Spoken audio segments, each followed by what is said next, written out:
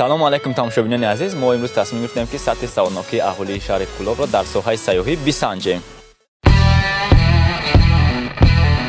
با هر یک شخصی که ما با او میخوریم با او امگی دو سوال میدیم. هنگامی به این سوالها درست جواب گردانیدن آنها را تحفه ها انتظار است.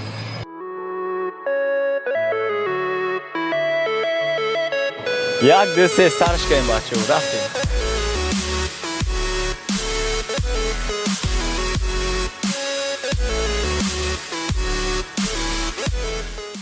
سلام علیکم. صدلایف کامیون هستم از شرکت تاجیک سیاحت. نام شما؟ алишер абдулмаҷид, омӯзгори донишгоҳи давлатии клуб ба номи аввало даки кафедраи адабиёти тоҷик ва журналистика. саломат бошед. оя шумо розӣ ҳастед ки дар саволҷавоби мо иштирок намоед ва соҳиби тӯҳфа шавед? бале. пас ду савол мо ба шумо пешниҳод мекунем. ҳангоми ба ин саволҳо ҷавоби дуруст гардонидан шумо соҳиби тӯҳфа мешавед. тайёред? бале. пас саволи аввалро гӯш кунед. донишгоҳи давлатии клуб кадом сол таъсис ёфтааст? соли 1945. ҷавоб комилан дуруст аст. саволи дуюм чунин аст: парчами ҷумҳурии тоҷикистон дар шаҳри кулоб дар кадом хиёбони шаҳр ҷойгир аст? хиёбони исмоил сомонӣ. ҷавоб комилан дуруст аст. шумо соҳиби тӯҳфа шудед.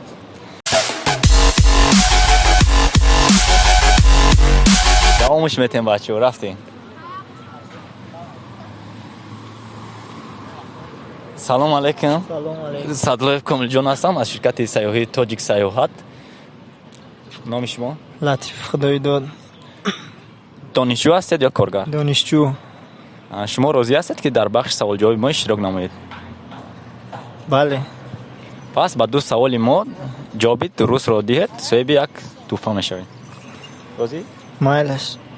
саволи якум чунин аст: парчами ҷумҳурии тоҷикистон дар шаҳри кулоб дар кадом хиёбон ҷойгир аст?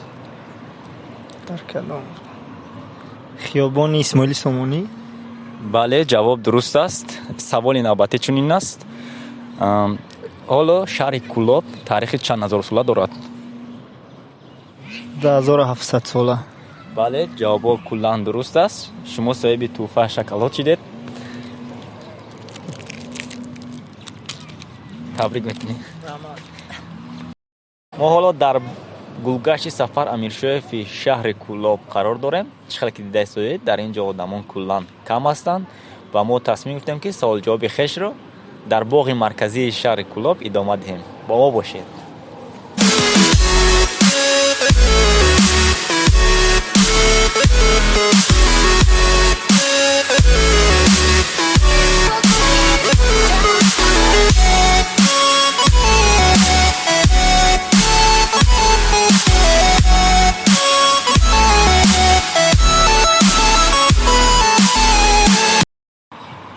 аллакай мо ба боғи марказии шаҳри кулоб расидем то саволҷавоби хешро идома диҳем.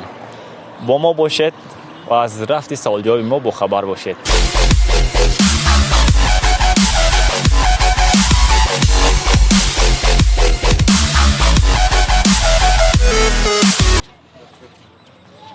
салом алейкум ака. созен хуб аст? як дақиқа шуморо мумкине? аз садлоев комилҷон ҳастам аз ширкати тоҷик сайёҳат. номи шумо? сунатло.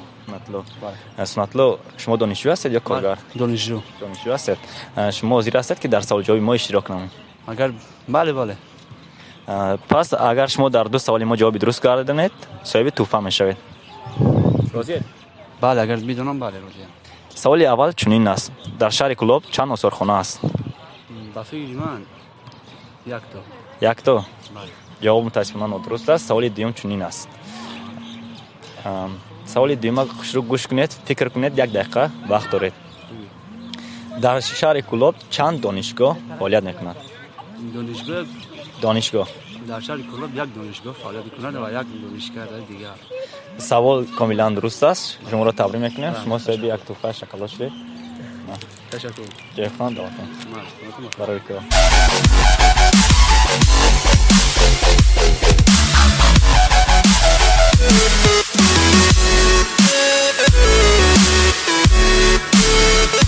ширкати тоҷик сайёҳат. номи шумо? сиёвуш. номи шумо чӣ аст? шумо коргара ё донишҷӯ?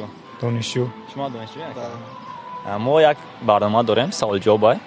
агар шумо дар ду саволи мо ҷавоби дуруст диҳед, соҳиби тӯҳфа яъне як шоколад мешавед.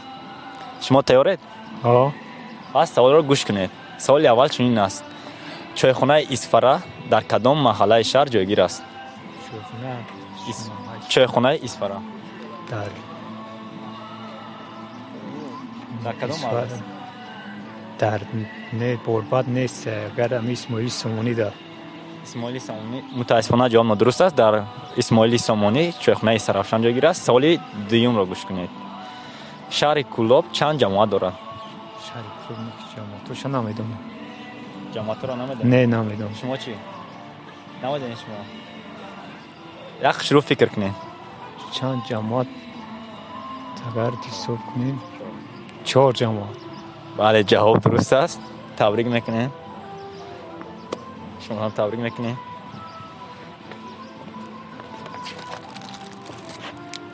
تشکر.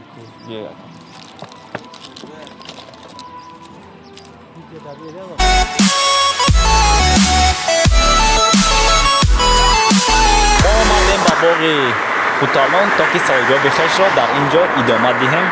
با ما باشید و از رفت سوال جواب ما علاوت برید.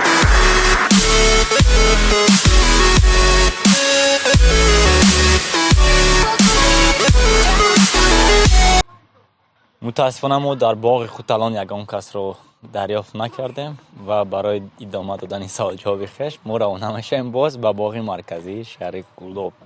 با ما باشید.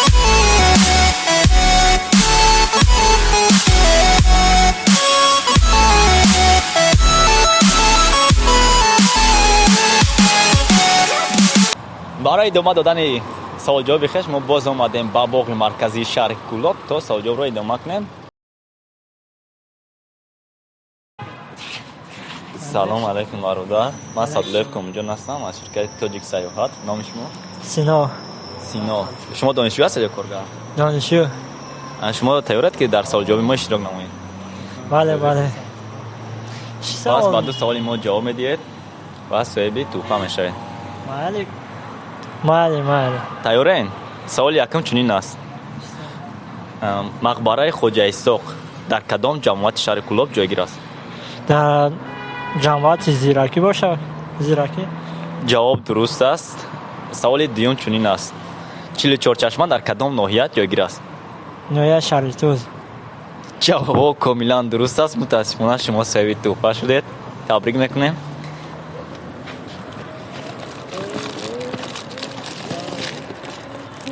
گیرتون.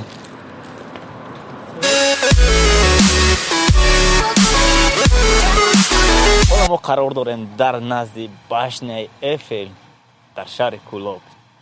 رفتیم بچه ها.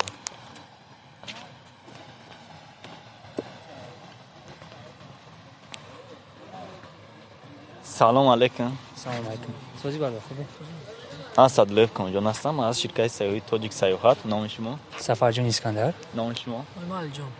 نام شما؟ حسن. حسن. رحمت کلام برای شناسایی. شما تیار هستید که در سوال جواب ما اشتراک نمایید؟ سوال جواب. ما یک سوال جواب گذراندیم. اگر در دو سوال جواب گردانید جواب درست صاحب یک شکلات میشیم. تیارین؟ ما تیاریم. تیارین؟ سوال یکم چنین است. سوال یکم اخش رو گوش کنید. فکر کرده جواب شدین. خانه موزه سیدعلی ولیزاده در کدام خیابان جایگیر است؟ خانه موزه سیدعلی ولیزاده در خیابان اسماعیل سامانی باشد. جواب کاملا درست است. سوال دوم چنین است. باغ مرکزی شهر کولاب کدام سال از نو برقرار کرده شد؟ از نوسازیش. از نوسازیش. این باغ در نظر داری؟ این باغ داره. این باغ همین سپتامبر سال 2019 برقرار شده. همین سپتامبر سال 2019 برقرار شد. تشکر زیاد. سوال ها کاملا درست است. شما صاحب شکلات شدید. یک درس برای کار برادران برای کارش میدم. رفتی.